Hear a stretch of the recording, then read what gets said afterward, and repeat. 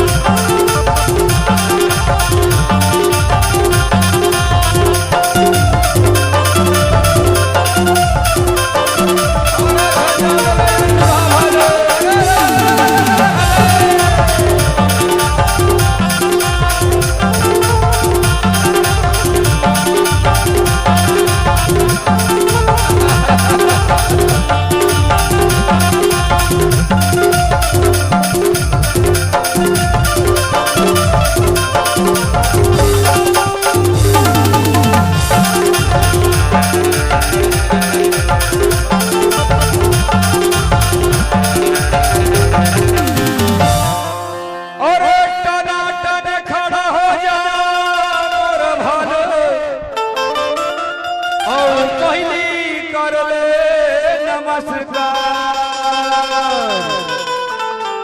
तोला देखे बर छोटे किसान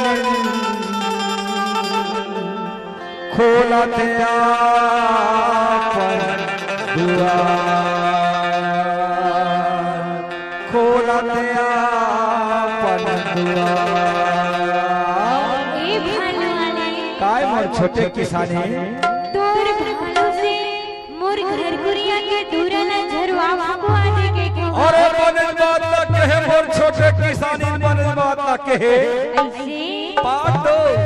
अच्छा भालू उठना बा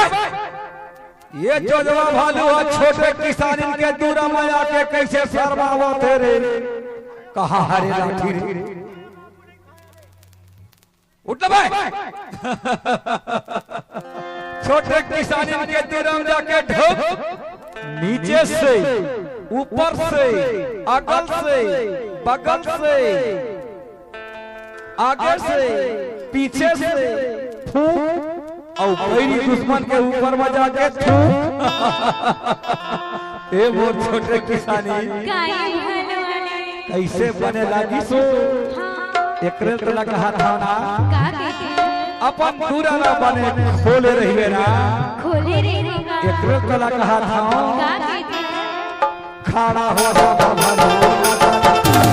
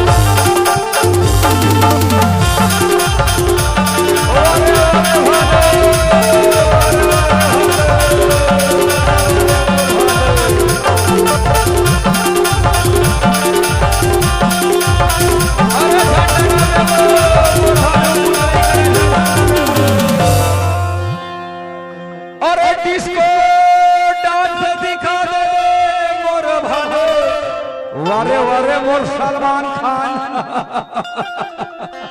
देखैया बजावत है ताली पाँव तरी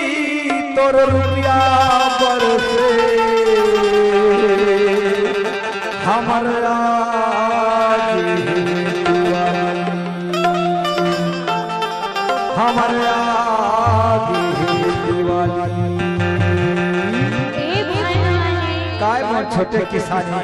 तोर भालू के का नाम है मोर भालू के नाम ला पूछा पाटी मोर भालू के नाम है समारू पीता है साला बहुत दारू एकर ससुराल है अमारू खाता है पहाड़ी आलू तब कहता है काला भालू ये मोर छोटे किसानी मोर भालू के ना जाता है देख लेना वो एकरे तो लगा था ना अपन पूरा ना बने खोले रहिबे खोले रहेगा खाड़ा हो जा मोर भालू